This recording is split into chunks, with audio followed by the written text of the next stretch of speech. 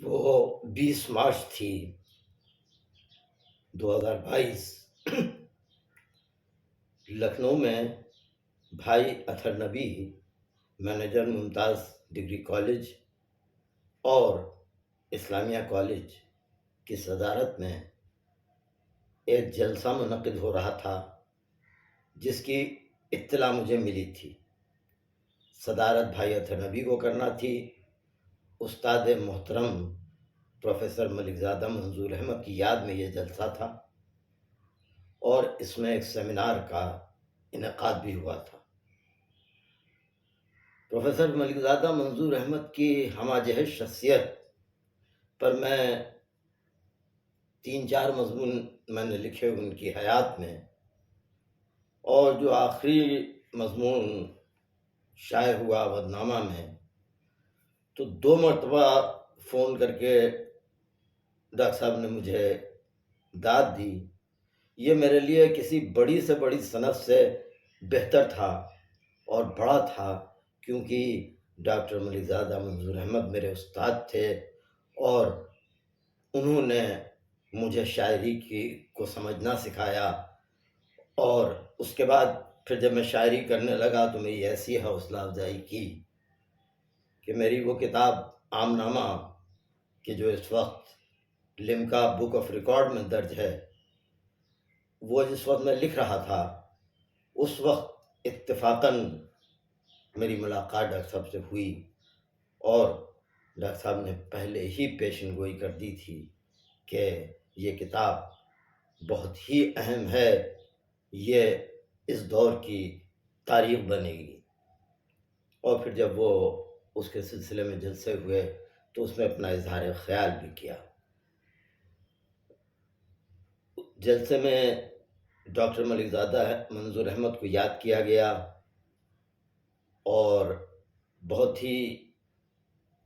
اہم شخصیتیں وہاں موجود تھیں، جس میں میرے دونوں استادزادے جاوید ملک زادہ اور پرویز ملک زادہ بھی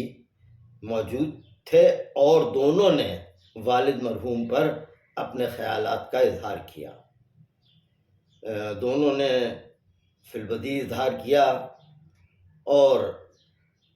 جاوید ملک زادہ نے ان کے اس پہلو پر روشنی ڈالی جس کی ہر طرح سے میں تصدیق کر سکتا ہوں، کیونکہ ڈاکٹر ملک زادہ منظور احمد کسی سے اپنے لیے یا اپنے اولاد کے لیے کہنے میں حتک محسوس کرتے تھے۔ جب وہ امکان نکال رہے تھے تو ظاہر ہے کہ ہر رسالہ مالی پریشانیوں سے دوچار ہوتا رہتا ہے۔ وہ تشریف لائے میرے گھر، اور بشیر فاروقی مرحوم بھی ساتھ تھے۔ باتیں ہونے لگیں، میں تو بہرحال اس سے وابستہ ہو ہی گیا۔ میں نے کہا ڈاکٹر صاحب آپ کیوں نہیں اس کے لیے یہ تمام افسران میں نہ جانے کتنے تو آپ کے شاگرد ہیں، اور دوسرے یہ کہ آپ کا نام ایسا ہے کہ اگر آپ کسی اجنبی افسر کے پاس بھی چلے جائیں تو وہ آپ کو کی بات سے انکار نہیں کر سکتا، اور ظاہر ہے کہ جو ممکنہ مدد ہے وہ کرے گا۔ لیکن انہوں نے اس بات کو ٹال دیا، اور صرف اپنے خرچ پہ انہوں نے ہمیشہ امکان کو نکالا۔ تو پرویز ملک زادہ نے تو ان کا جو ساتھ تھا، اس ساتھ سے جو فیضان تھا، اس کا ذکر کیا، اور یہ بھی بتایا کہ ان کے اوپر کہاں کہاں تحقیقی کام ہو چکا ہے اور کہاں کہاں ہونے جا رہا ہے۔ جاوید نے بتایا کہ انہوں نے کبھی کسی مشاعرے کے لیے، جبکہ جاوید شاعری شروع کر چکے تھے اور وہ منظر عام پر آ ہی چکے تھے، ایک کسی مشاعرے کے لیے انہوں نے شاید کہا تو ڈاکٹر صاحب نے صاف انکار کر دیا۔ ڈاکٹر صاحب ان لوگوں میں سے تھے کہ جو اپنے وقار کو قائم رکھنا جانتے تھے۔ پرویز میں جو کہ گفتگو میں سمجھا کے کہنے کا جو انداز آیا ہے، وہ ڈاکٹر ملک زادہ منظور احمد کے اسلوب کا عکس ہے۔ جاوید جب شعر پڑھتے ہیں تو اس میں بھی یہ نظر آتا ہے کہ ان کے انداز سخن میں والد کے انداز سخن کا عکس ہے۔ پروفیسر ملی زادہ منظور احمد مرحوم شاعری کی روح تک پہنچنے کی صلاحیت رکھتے تھے، اور انہوں نے ہمیشہ اچھے اشعار کی داد دی، اور جو کچھ بھی انہوں نے کہا، دراصل نثر میں انہوں نے لکھنے کا ایک سلسلہ تھا۔ مولانا ابوالکلام جیسی عبقری شخصیت کے اوپر ان کا تحقیقی مقالہ تھا، تو کم موقع ملا شاعری کا، لیکن انہوں نے یہ ہدایت ضرور دی کہ جو بات کہی جائے وہ تیور سے کہی جائے، جو شعر کہا جائے حریفانہ کہا جائے۔ یہ بات ایسی ہے کہ جب کوئی چیز حریفانہ انداز میں کہی جاتی ہے تو پورا اثر زیادہ ہو جاتی ہے، اور ظاہر ہے کہ اس کے اندر جو مثبت فکر کے لوگ ہوتے ہیں اس حریفانہ بات میں بھی کوئی بہت بڑے پیمانے پہ انسانیت کا فائدہ دیکھتے ہیں۔ ایک بات اور یاد آ رہی ہے کہ جس زمانے میں انسان چاند پہ پہنچا، بہت سے لوگوں نے چاند پہ اشعار کہے، اور مجھے بشیر فاروقی کا شعر یاد آ رہا ہے کہ چاند بچھڑی ہوئی دھرتی سے ملا صدیوں بعد، وہ بھی مل جائیں گے لیکن ابھی حالات نہیں۔ یہ انہوں نے کچھ جغرافیائی جو ان کی معلومات تھی اس کی بنا پہ کہا تھا۔ ڈاکٹر صاحب نے اس کے اوپر بہت ہی پیارا شعر کہا، اور اس کے اندر جو ایک جسے کہنا چاہیے کہ طنز تھا وہ لاجواب تھا کہ چاند کی ساری حقیقت ہو چکی ہے بے نقاب، چاند کی ساری حقیقت ہو چکی ہے بے نقاب، انتقاماً اب مزاج مہوشاں پوچھا کرو، انتقاماً اب مزاج۔ آپ محسوس کیجئے کہ کوئی بھی چیز اس وقت تک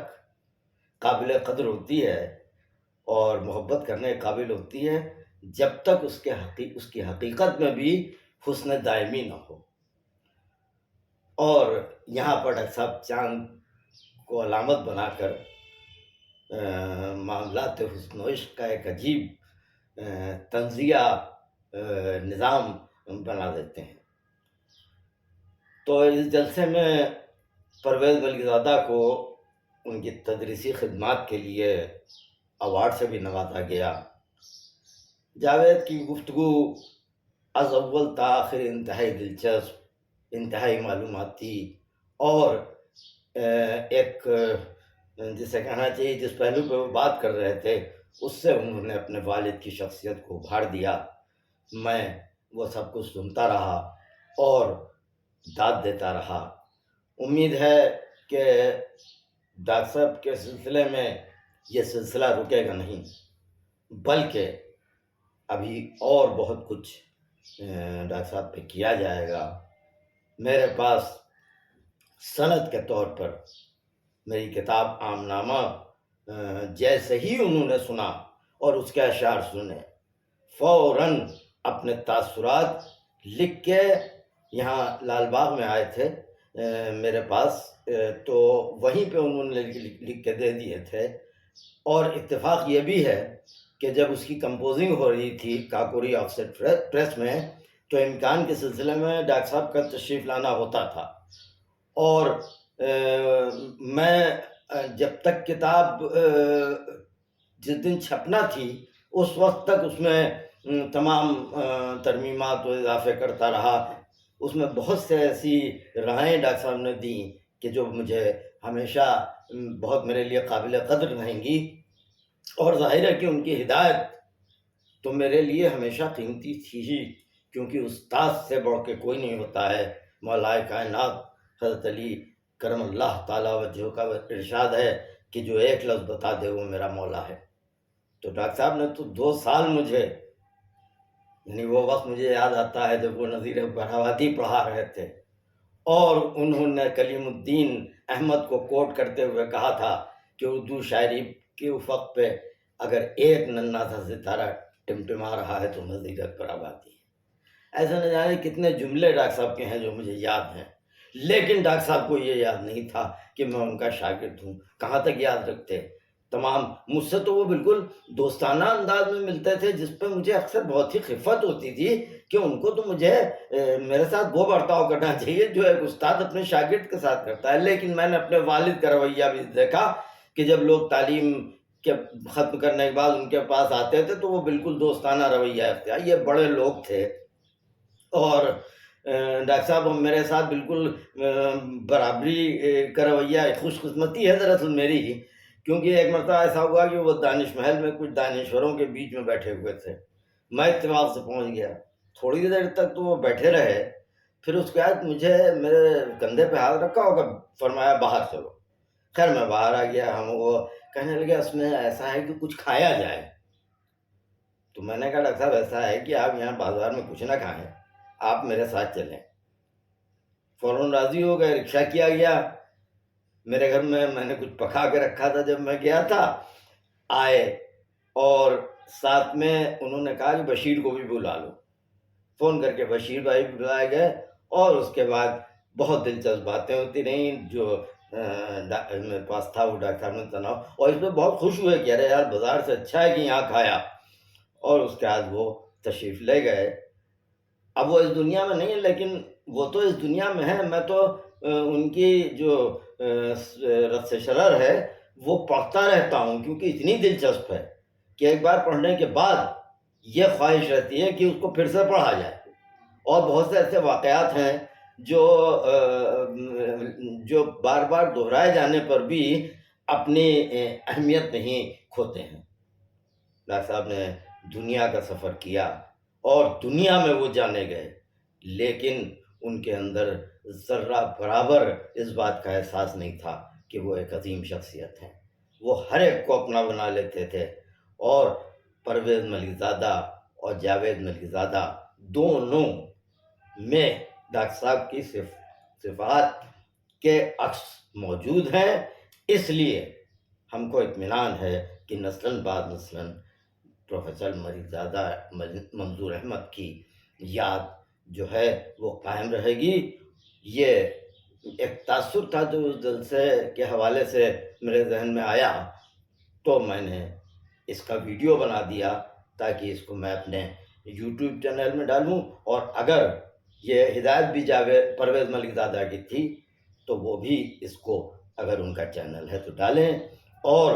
جو بھی اسے دیکھے وہ میرے چینل کو بھی سبسکرائب کرے اور بیل آئیکن کو دبا لے، اور اگر جاوید کے چینل پرویز کے چینل کو اگر وہ دیکھتا ہے